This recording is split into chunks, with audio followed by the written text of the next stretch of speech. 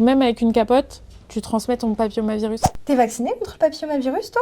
Ah non, pourquoi? À ce qui paraît, ça coûte 400 € pour se faire vacciner. Mais what?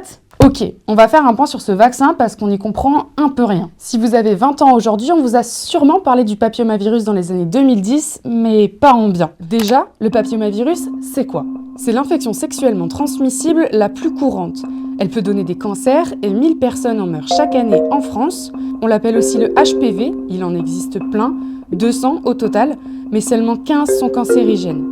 9 fois sur 10, le corps s'en débarrasse, mais 1 fois sur 10, le virus peut provoquer des lésions qui peuvent entraîner des cancers, majoritairement du col de l'utérus et de l'anus. Le papillomavirus se transmet par rapport sexuel et le préservatif ne suffit pas pour s'en protéger. Du coup, pour s'en prémunir, la meilleure solution, c'est la vaccination. On a été voir Lorraine, pharmacienne, elle a fait une thèse sur le HPV. En France, c'est recommandé de se faire vacciner entre 11 et 14 ans. Et il y a un rattrapage qui est possible entre 15 et 19 ans révolus. Au-delà, c'est juste pas pris en charge. J'ai 28 ans et je fais partie de la génération où j'aurais dû me faire vacciner à l'époque du scandale.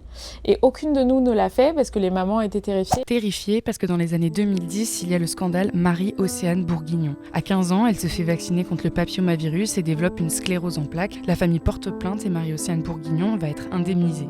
Du coup, levée de bouclier contre le vaccin, même si aujourd'hui, les scientifiques estiment que la vaccination contre le papillomavirus n'est pas à l'origine de la sclérose en plaques. Parce que des mythes autour du papillomavirus, il y en a eu. Et c'est ce que nous explique Cécile Lavier, elle est doctorante en sociologie de la santé. Elle travaille sur comment les controverses qui ont eu lieu avec l'hépatite B ont des impacts aujourd'hui sur le papillomavirus.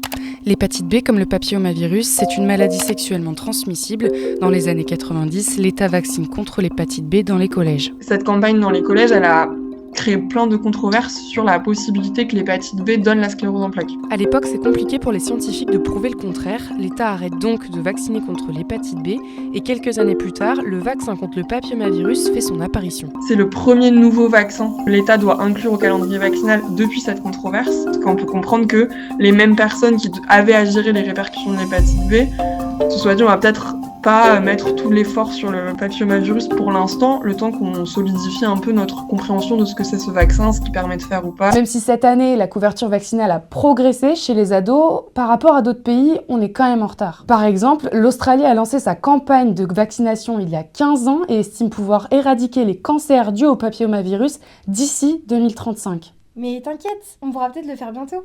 C'est vrai, la Haute Autorité de Santé réfléchit à élargir pour tout le monde le remboursement pour la vaccination contre le papillomavirus jusqu'à 26 ans. Réponse fin mars, début avril.